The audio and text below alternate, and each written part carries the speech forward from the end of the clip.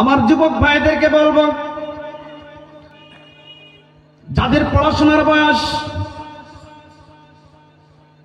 আমার গ্রামের যুবক ভাইদেরকে যারা এখনো বিবাহ করেনি, ও যুবক শুনে রাখো,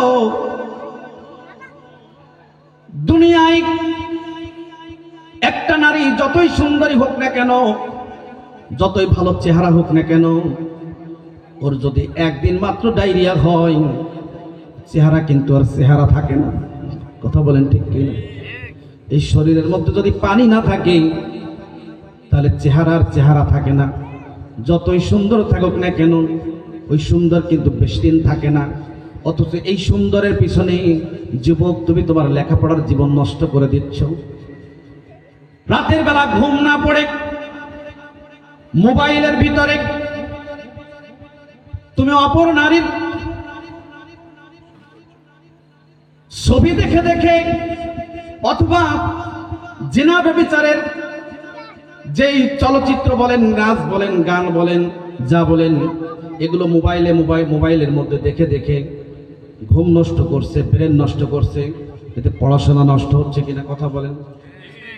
যৌবন বয়স, তোমার লেখাপড়ার বয়স, তুমি ভালোভাবে যদি লেখাপড়া করো, ভালোভাবে যদি লেখাপড়া করো, তোমার লেখাপড়ার কারণে তুমি ভালো একটি কর্ম পাবে। তুমি যদি ভালো একটি কর্ম পারো, এই সমাজে তুমি ভালোভাবে নিজেকে প্রতিষ্ঠিত করতে পারবে। তুমি যদি ভালো লেখাপড়া করে ভালো কর্ম করো, তোমার পরিবারকে তুমি ভালো রাখতে পারবে। এই সমাজে তোমার মূল্যায়ন হবে। দুনিয়ায় যদি তুমি ভালো মূল্যায়ন না পাও, আখিরাতেও তুমি মূল্যায়ন তুমি পাবা না। তার কারণ রব্বুল আলামিন বলেন কোরআনুল কারীমের মধ্যে, আল্লাহ শিখান, রব্বানা আতিনা ফিদ দুনিয়া হাসানাতাও ওয়া ফিল আখিরাতি হাসানাতাও ওয়া কিনা আযাবান নার। দুনিয়ায় নিজেকে শিক্ষিত, ভদ্র, মার্জিত করে ভালোভাবে নিজে প্রতিষ্ঠিত হওয়া, এটা অপরাধের কিছু না, এটা অপরাধ নয়। কিন্তু সমাজের একটা শ্রেণীর মানুষ চিন্তা করে কি জানেন? বড় একটা অংশ সমাজের মানুষ পরচর্চায় লিপ্ত, আরেকজনকে নিয়ে গবেষণা করে, চিন্তা করে সে কেন লেখাপড়া শিখবে, সে কেন এই চাকরি পাবে, সে কেন এইভাবে চলবে। সমালোচনা করে কি করে না? নিজেকে নিয়ে ভাবে না, নিজের আত্মা পরিশুদ্ধ করার কোনো চিন্তা নাই, আরেকজনকে নিয়ে তিনি ভাবে, যার কারণে নিজের গুলাও মানুষ হয় না। ভুল বলেছি? নিজের গুলাও মানুষ হয় না।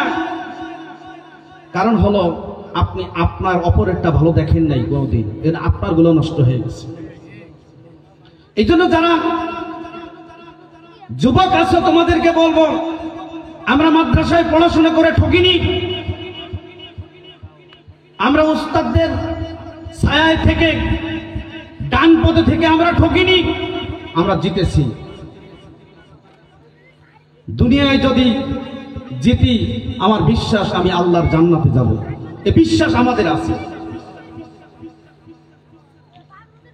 আমার গ্রামের প্রত্যেকটা যুবকের এরকম আশা থাকা উচিত। ওই নারীর পিছনে, মোবাইলের পিছনে,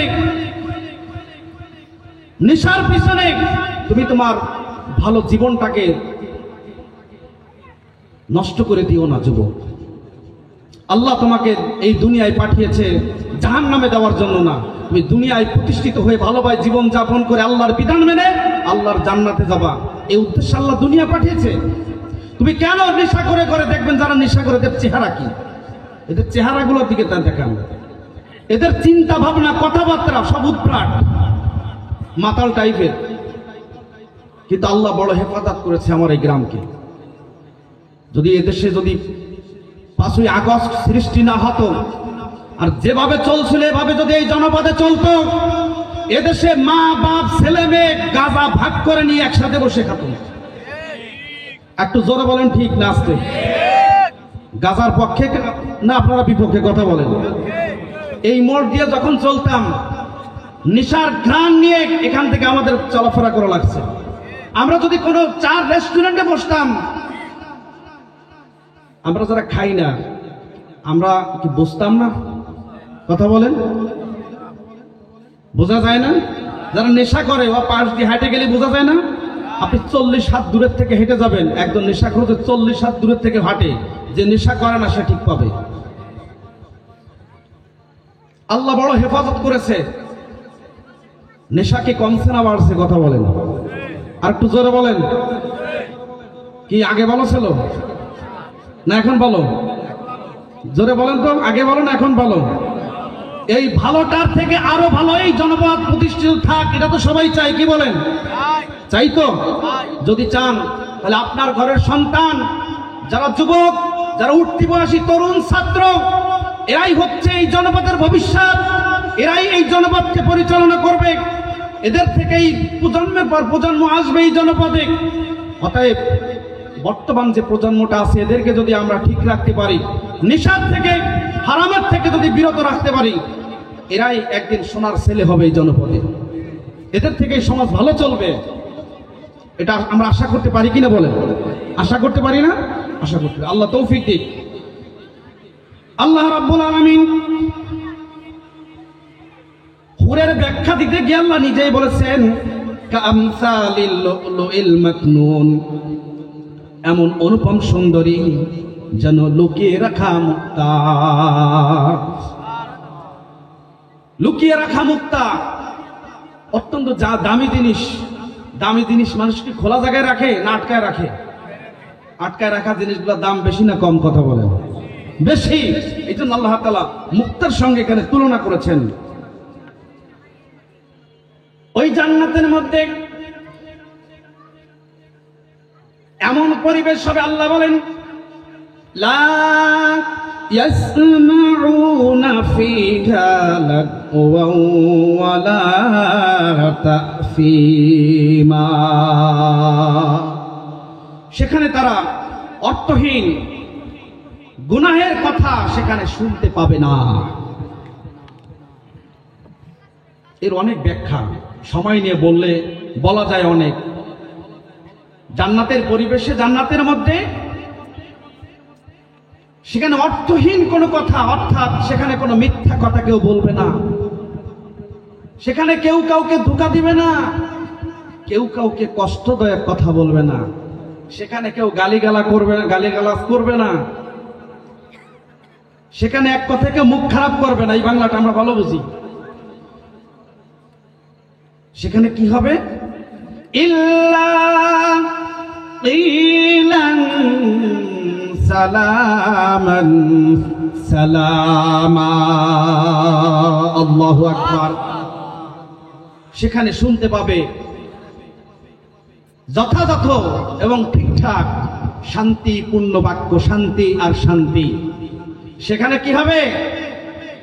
যা বলবে সব যথাযথ বলবে, ঠিকঠাক বলবে, কোনো ভুল বলবে না, কোনো মিথ্যা বলবে না, মানুষ কষ্ট পায় এমন কোনো কথা সেখানে বলা হবে না। এই জন্য দুনিয়ায় দেখবেন যার জবান থেকে কেউ কষ্ট পায় না, কেউ কাউকে গালিগালাজ করে না, এই বৈশিষ্ট্যের যারা, এরা জান্নাতি মানুষ। আর যারা কথায় কথায় দেখবেন গালিগালাজ করে, মুখ খারাপ করে, এগুলো জাহান্নামের নিদর্শন। এই জন্য যুবক ভাইয়েরা, মুরব্বীরা, বাবাজিরা, আমার বাপ চাচারাও গালাগালি করে না? করে না? কি বলে? সব কি পরিশুদ্ধ নাকি? আমার এই গ্রামের বাবাজি যারা আছে, বাপের বয়সী যারা আছে, আমার বাপ, চাচা, শ্বশুর, আত্মীয় স্বজন যারা আছে, কেউ গালাগালি করে না। কি বলে? সব জান্নাতি নাকি? জান্নাতি মানুষরা কি করবে না? মুখ খারাপ, গালাগালি। অথচ গালাগালি করা আমরা ভাত আর মাছের থেকে মনে করি এটা বেশি গুরুত্বপূর্ণ। কথা বললেই গাল বের হয়, এটা বন্ধ করতে হবে। আল্লাহ বলেন, ওয়াকুলু লিন্নাসি হুসনা। তোমরা মানুষের সাথে উত্তম বাক্য ব্যবহার করো, তোমরা মানুষের সাথে সুন্দর কথা বলো। নির্দেশনা কার? তোর জান্নাতি মানুষের বৈশিষ্ট্য হবে তাদের জবানের ভাষা হবে সুন্দর, তাদের ভাষা হবে যথাযথ, তারা বেহুদা কথা বলবে না, গালিগালাজ করবে না, মিথ্যা বলবে না। এই জবান যদি ভালো করতে পারি, দেখবেন অনেক পাপ থেকে আমরা বেঁচে যেতে পারি। আমাদের সমাজে যত অপরাধ হয় সব এই মুখে, বেশিরভাগ অপরাধ কিন্তু মুখের কারণে। ভাই ভাই দ্বন্দ্ব বলেন, পরিবারের দ্বন্দ্ব বলেন, বাপ ছেলে বলেন, চাচা ভাতিজি বলেন, আত্মীয় আত্মীয় বলেন, প্রতিবেশী প্রতিবেশী বলেন, দলদারি বলেন, বেশিরভাগ পাপগুলো হয় মুখের কারণে। কিসের কারণে? এই মুখ যদি আমরা হেফাজত করতে পারি, রাসূল বলেছেন দুইটা জিনিসের হেফাজত যদি তোমরা করতে পারো, দুইটা জিনিসের জামিন যদি তোমরা থাকতে পারো, আমি নবী তোমাদের জান্নাতের জামিনদার থাকবো। আল্লাহ নবী ওয়াদা করেছেন দুইটা জিনিসের জামিন হচ্ছে, একটা হচ্ছে জবান, আর একটা হচ্ছে লজ্জা স্থান। আদম সন্তান এই দুইটা জিনিস প্রয়োগ করে গুনাহ বেশি করে, আর রাসূল সেই দুইটা জিনিসেরই জামিন থাকার কথা বলেছেন। দুটো জিনিস যদি উম্মাত জামিন থাকতে পারে, রাসূল নবী হয়ে জান্নাতের জামিনদার থাকার ওয়াদা করেছেন। আমাদের জবানকে যথাযথভাবে হেফাজত করা দরকার কিনা বলেন? কিন্তু একদিনই পীর সাহেব হওয়া যায় না, চেষ্টা করতে হবে। চেষ্টা করতে হবে যে আমি আর বলবো না, তারপর বলবেন না, দেখবেন মুখে এসে যাবে। চেষ্টা করতে হবে। কি করতে হবে? আমরা যদি চেষ্টা করি এটা সম্ভব। আমরা তো মানুষ, মানুষ পরিবর্তনশীল। মানুষকে আল্লাহ চিন্তা শক্তি দিয়েছে, বিবেক দিয়েছে। এই চিন্তা শক্তি বিবেককে কাজে লাগালে আমরা জবানের হেফাজত করতে পারি কি পারি না? কথা বলে পারি না? সব থেকে বেশি গালাগালি হয় চার দোকানে। চার দোকানে এক জায়গায় মানুষ 10 জন, যখন 10 রকমের মানুষ এক জায়গায় বসে, তখন দেখা যায় একেবারে অযথা গালাগালিকেও মনে করে সওয়াবের কাজ। অনেক নেতা আছে তার কর্মীদেরকে হারামজাদা বলে ডাক দেয়, অমুকের বাচ্চা তমুকের বাচ্চা, পশু পাখির এই গালগুলা দেয়, এগুলো নাকি আদর করে। নাউজুবিল্লাহ বলবেন না? হারামজাদা যদি আদর করে বলে, হারামজাদা মানে হচ্ছে অবৈধ সন্তান, এটাকে আদর করে বলা হয়। শূকর, কুকুর, বিড়াল ইত্যাদি এই পশুগুলির নাম নিয়ে যে গালটা দেয়, এগুলোকে আদর করে বলা হয়? একটা গালি একটা কবিরা গুনাহ। রাসূল বলেছেন এই একটা গালি দেওয়ার কারণে যে গুনাহ হবে কমপক্ষে 50,000 বছর। যদি তওবা করে গুনাহ মাফ না করে কবরে যায়, 50,000 বছর জাহান্নামের আযাবে জ্বলতে হবে। এজন্য আমাদেরকে জাহান্নামের আযাবকে আমাদের ভয় করতে হবে, আর জান্নাতের আশা রাখতে হবে। আল্লাহ আমাদের জবানকে হেফাজত করার তৌফিক দিক। সকলে বলি আল্লাহুম্মা আমিন। এরপরে জান্নাতের ফুল ফল, গাছপালা, জান্নাতের যে পরিবেশ, সবগুলি বর্ণনা পবিত্র কুরআনুল কারীমের মধ্যে আছে না নাই? কথা বলেন।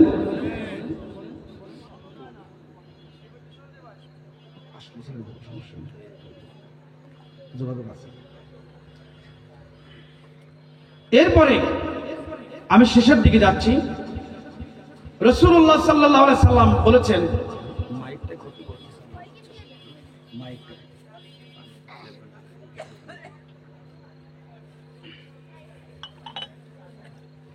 আল্লাহ নবী বলেছেন, জান্নাতের বর্ণনা দিতে গিয়ে তিনি বলেন, ইন্না ফিল জান্নাতি বাহরাল মা।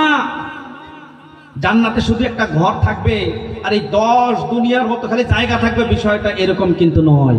রাসূল বলেছেন জান্নাতে রয়েছে পানির সমুদ্র। সুবহানাল্লাহ বলেন। সমুদ্র মানে কি? কয়েকটা খাল মিলে কি একটা সমুদ্র নাকি? হ্যাঁ, কয়েকটা খাল মিল হয় একটা নদী, তাই না? এই ভূগোল যারা পড়েছেন, বিজ্ঞান যারা পড়ছেন তারা ভালো জানেন যে কয়েকটা খাল মিলে কি হয় একটা নদী। নদী কি ছোট না বড়? কি বলেন? আর কয়েকটা নদী মিলে হয় কি একটা সাগর, আর কয়েকটা সাগর মিলে হয় মহাসাগর। সুবহানাল্লাহ। সেই জান্নাতের মধ্যে রাসূল বলেছেন, ইন্না ফিল জান্নাতিল বাহরাল মা। জান্নাতে রয়েছে পানির মহাসমুদ্র। সুবহানাল্লাহ। অবাহরাল আসাল। নবী আমার বলেন জান্নাতের মধ্যে রয়েছে মধুর মহাসমুদ্র। অবাহরাল লাবান, দুধের মহাসমুদ্র। অবাহরাল খমরে, মদের মহাসমুদ্র। সুম্মা তুশাক্কাকুল আনহারু বা'দু, তারপর তা হতে শুধু মহাসমুদ্র না, ওই মহাসমুদ্র থেকে আরো বহু শাখা প্রশাখা বিস্তৃত থাকবে।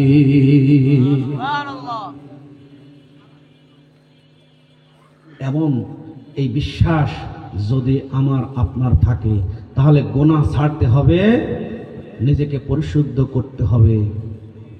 তা হতে পারে জবান, তা হতে পারে লজ্জাস্থান, তা হতে পারে হাত, অঙ্গ প্রত্যঙ্গ, চিন্তা চেতনা।